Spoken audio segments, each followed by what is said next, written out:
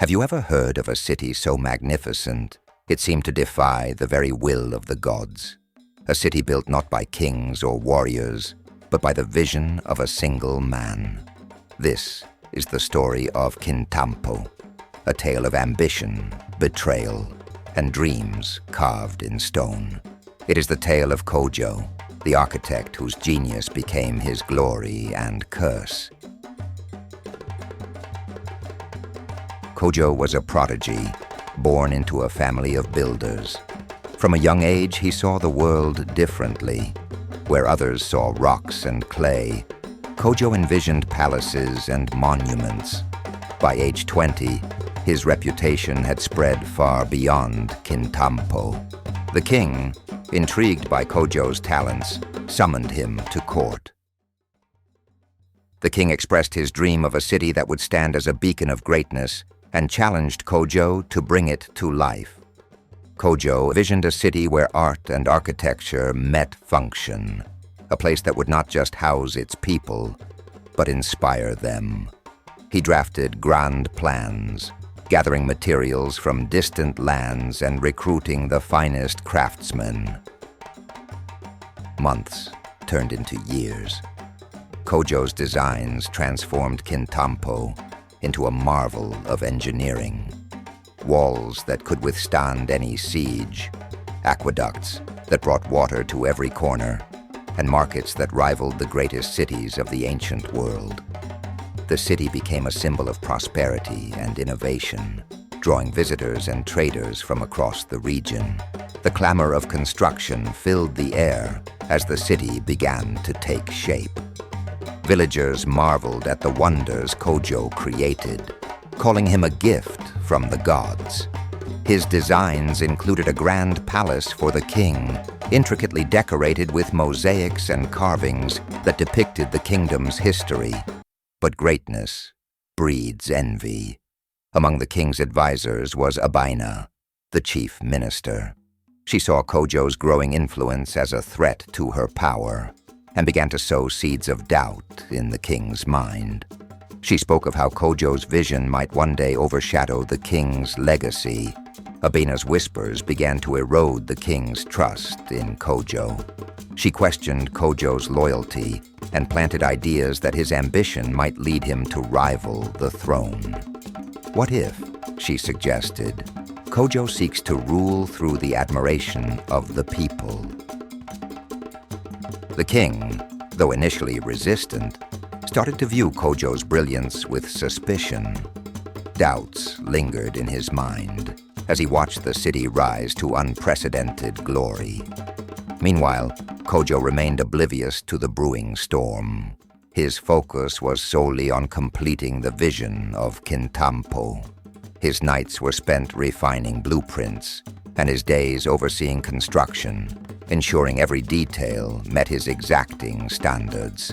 The king devised a test. He ordered Kojo to construct a tower that would surpass any other, a feat so grand it seemed impossible. The success of this endeavor would determine Kojo's loyalty. Kojo accepted, declaring his intention to build a tower that touched the sky. For 3 years, Kojo and his team toiled. The tower rose higher and higher, its shadow stretching across the savannah. The structure became a symbol of hope and ambition for the people of Kintampo. Abaina, however, orchestrated a plan to sabotage Kojo's work. Under the cover of darkness, her agents weakened the tower's foundation. She spread rumors that Kojo had cut corners in his design, feeding the king's growing mistrust. On the day of the tower's unveiling, tragedy struck. The weakened foundation gave way, and the tower collapsed in a thunderous roar, claiming lives and reducing years of labor to rubble. The king's anger erupted. He accused Kojo of betrayal and failure, despite Kojo's protests of innocence. Stripped of his title and banished from Kintampo, Kojo's name was tarnished. The people who once celebrated him now whispered of his downfall, and Kojo left the city with nothing but his tools and shattered dreams. Kojo wandered the savannah, burdened by despair. Yet even in exile, his mind remained restless. Visions of a new city, free from politics and envy, began to take shape. He traveled to a remote valley, untouched by the ambitions of kings, and began anew. Gathering a group of loyal craftsmen, Kojo set to work in secret.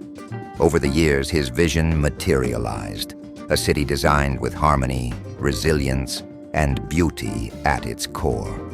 This new city, known as Afia, became a haven for those seeking refuge from the corruption of larger kingdoms. Traders and travelers brought tales of this city back to Kintampo. It was a place of wonder, a testament to human ingenuity and perseverance. Kojo's reputation, once tarnished, began to recover as stories of Afia's marvels spread. The king, recognizing his grave error, decided to seek out Kojo. Swallowing his pride, he embarked on a journey to Afia. When he arrived, he was struck by the splendor of Kojo's new city. It was everything Kintampo had been, and more.